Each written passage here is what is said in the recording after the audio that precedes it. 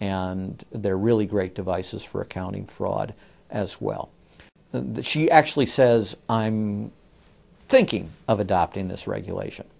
The Clinton administration goes berserk, and in particular Larry Summers, but also Rubin. Now behind Larry Summers, there's another layer. Bob Rubin of Goldman Sachs, the Clinton administration, and Citibank. And he also thought that derivatives were a wonderful thing for the U.S. economy, and he made sure that they were never regulated. Also, we can't forget Alan Greenspan over at the Federal Reserve. Now, you look at Summers, he is sitting in the White House today, making policy for Obama. Summers tells Obama what to do. Summers tells Geithner what to do. He's also got some of his hatchet people in the administration. Mary Shapiro runs the Securities and Exchange Commission. She refuses to ban naked short selling and other market manipulations. You've also got another guy called Gensler over at the Commodity Futures Trading Commission today. He is an acolyte and a supporter of the derivatives bubble. We made the new CFTC chair a guy who had helped to kill Brooksley Born's reform initiatives. And we just did this under the Obama administration. This was a pre-registered, pre-organized, predetermined event. Anybody who knows that if you allow the banks to become unregulated financial institutes with tsunami-like weapons of mass destruction-like financial instruments like derivatives, to allow that to run up to levels that are 50, 100, 200 times the gross domestic product with no value. They know that they are taking the profits on going up, but they also know that the end result is the destruction and gutting of this economy. The scam is simple. The insiders buy hard assets and political influence as the fiat bubbles expand.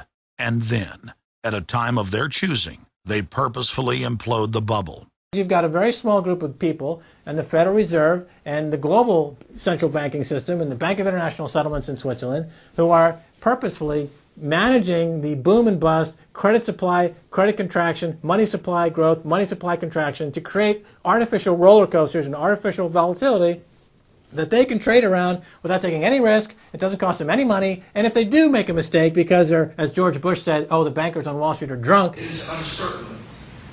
There's no question about it. Wall Street got drunk. That's one reason I should turn off the TV cameras. Let's say they walk in one day and they push the wrong button and they lose the bank $1 billion or $5 billion or $100 billion. They can appeal to the government to bail them out. Totally asymmetric relationship between bankers and the rest of the economy. If they make a mistake, they get bailed out. If everyone else makes a mistake, they get put in jail, called a terrorist, and we never hear from them again. But it's a more sophisticated form of slavery, and we're going through it today. We see the taxation is going up all the time with the supposed crash of the banks that was not a happening out of the blue. It was set up for this time. They could have kept it going for another few years if it suited them, and then crashed all the bubbles. But now is the time. As they say in their own writings, now is the time. One of the great benefits of an economic model from an economist standpoint is you can basically get whatever results you want. You can manipulate the inputs to make that happen. And that makes it a very easy tool to use to hoodwink other people. These manufactured, these engineered financial catastrophes are the result of a central banking system that has the ability to add and subtract credit, add and subtract dollars and money at will to create this roller coaster effect. Because unlike most people, the banks are able to make profits as easily on the way down as they can on the way up in any given situation. Volatility is great for banks and professionals. Volatility is not great for the most average people. Their operatives in government and media then hold the economy hostage by issuing the ultimatum: give us unlimited bailout money or the economy dies. What's being used is what I call, to try to get the money, is what I call the suicide threat, where, you know, if anybody has ever seen the movie Blazing Saddle, the sheriff is surrounded by hostile town folks. He takes out his gun, points it at his head and says, you know, don't move or I'll shoot. Well, that's what the big banks are saying.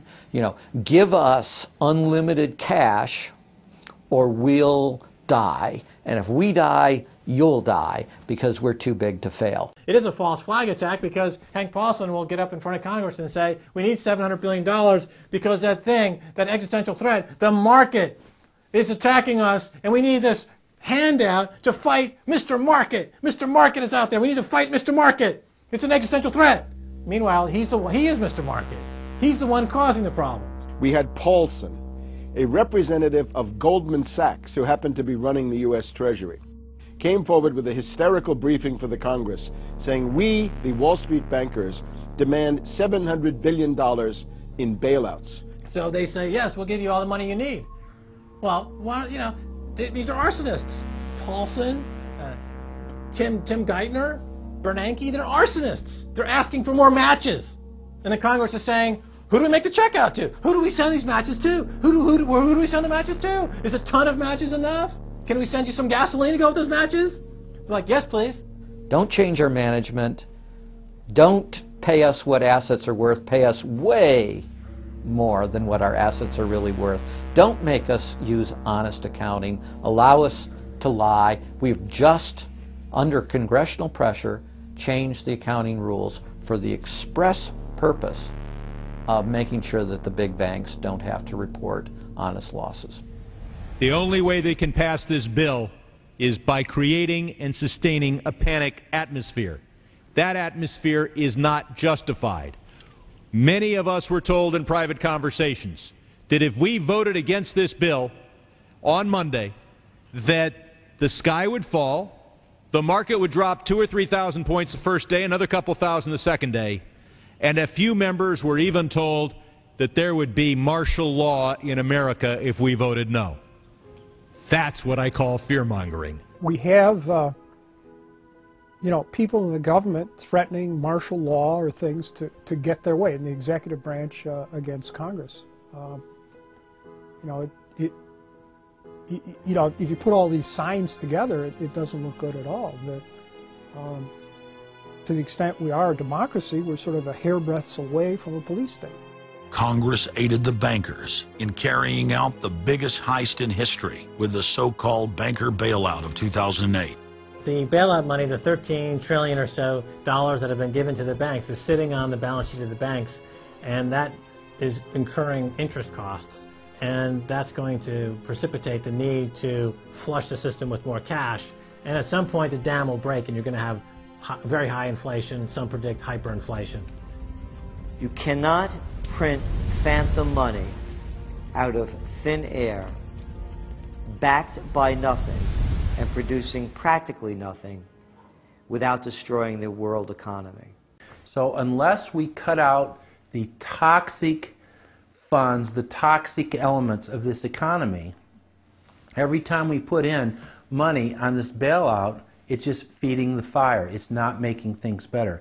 What should have happened is that those banks and investment banks should have been seized. They should have been seized by the Federal Deposit Insurance Corporation.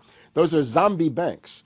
The Chase Manhattan, J.P. Morgan Chase, Bank of America, Citibank, Wells Fargo, Wachovia, so on down the line, to AIG in the insurance realm.